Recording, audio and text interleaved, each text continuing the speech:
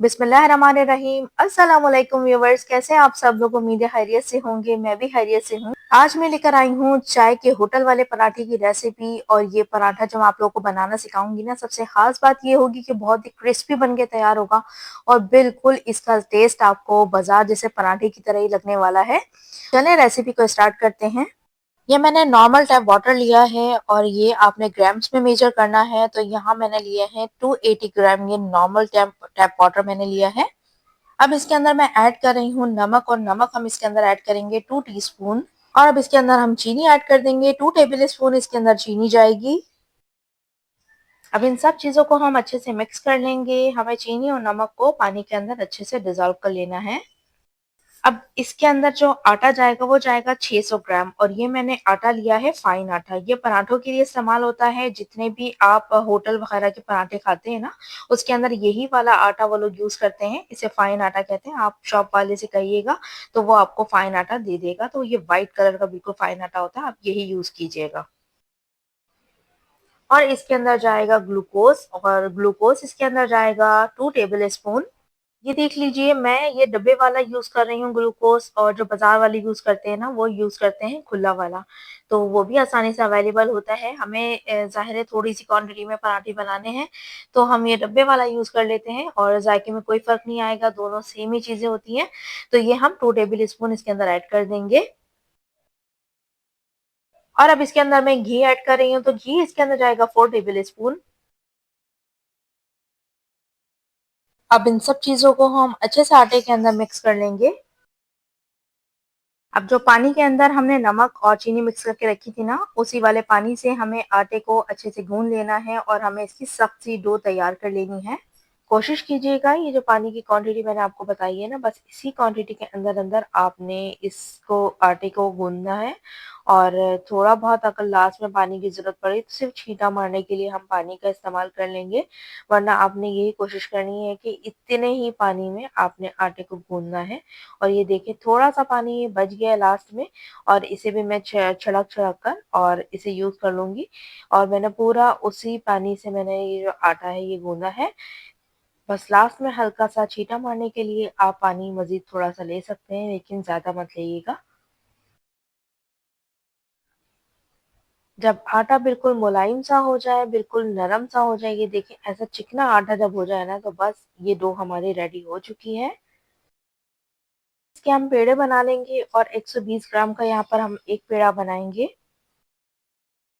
बाजार वाले 120 ग्राम का एक पेड़ा लेते हैं। आपकी मर्जी है, आप अपनी मर्जी से भी पेड़े बना सकते हैं, जितने बड़े आपको पराठे चाहिए आप बस उतने पेड़े तैयार कर लीजिएगा। सारे के सारे पेड़े मैंने तैयार कर लिए हैं। अब इसके ऊपर हम घी ब्रश कर देंगे और तकरीबन 20 मिनट तक के लिए हम इसे रेस्ट देंगे।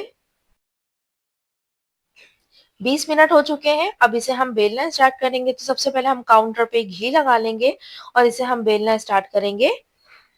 हमें इसे बेल कर इसकी एक पतली बारीक सी हम इसकी रोटी सी तैयार कर लेंगे, लेकिन थोड़ी लंबे साइज की हम तैयार करेंगे। जैसे मैं यहाँ पर आपको दिखा रही हूँ ना, हमने बेल कर इस तरीके से इसे लंबा लंबा कर लेना है। और ये देखें इस तरीके से हमने इसे बल देकर और फिंगर्स पे लपेट कर ऐसे पेड़ा तैयार कर लेना है।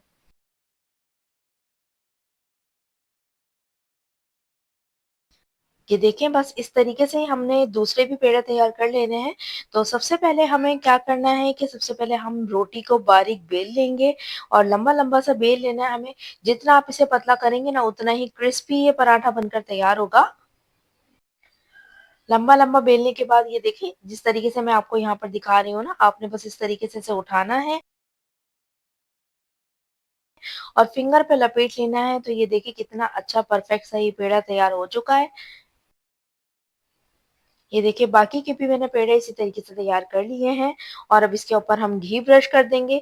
घी अच्छे से ब्रश करने के बाद हम इसे दोबारा से 20 मिनट तक के लिए लाजमी हम इसे रेस्ट देंगे।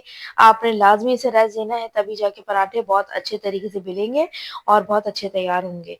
तो बस इसे हम 20 मिनट तक के लिए हम रेस्ट दे लेंगे। 20 मिनट हो चुके हैं और अब इसका हम पराठा तैयार कर लेंगे। तो हम इसे बहुत ही हल्के हाथ से बेलेंगे ताकि इसकी जो हमने लेयर्स तैयार किए ना वो ना बिगड़े और पराठे को हमने थोड़ा-सा मोटा ही रखना है, बिल्कुल बारीक पतला नहीं कर लेना है क्योंकि बाज़ार के पराठे भी थोड़े-से मोटे-मोटे से आते हैं ना, तो हमने बस इसे इतना छोटा-सा ही पराठा बनाना है और यहाँ पर मैंने देखिए पैन के अंदर मैंने घी ब्रश कर दिया है और आपने जितना घी डालना हो आप उतना घी इस्तेमाल कीजिएगा और घी में पराठे बहुत अच्छे बनते हैं। तो आपकी मर्ज़ी आप ऑयल में चाहें तो ऑयल में भी फ्राई कर सकते हैं, लेकिन घी में ज़रा इसका कलर बहुत अच्छा आ जाता है। तो इसको हम घी में फ्राई कर लेंगे। एक साइड इसकी जैसे ही फ्राई हो जाए तो इसको हम साइड को चेंज कर देंगे और ये देखिए कितना परफेक्ट कितना मज़ेदार सा पराठा तैयार हुआ है और कलर देखिए कितना परफेक्ट इसका कलर आया है। और इसी तरीके से हम दूसरी साइड भी इसकी सेक लेंगे। दूसरी साइड पे भी बहुत प्यारा सा कलर आ चुका है और ये पराठा हमारा रेडी हो चुका है। बस अब इसे हम उतार लेंगे।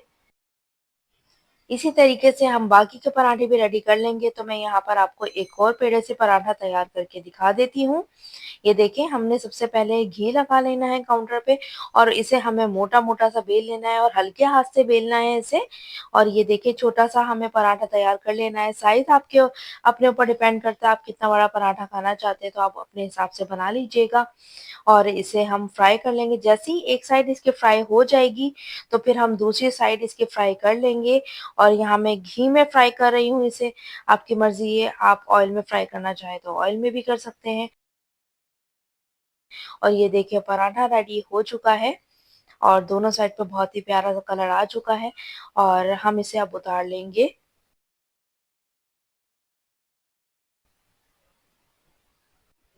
बाकी के पराठे भी मैंने इसी तरीके से रेडी कर लिए हैं और ये देखिए कितने मज़ेदार से, कितने क्रिस्पी से ये पराठे बनकर तैयार हुए हैं।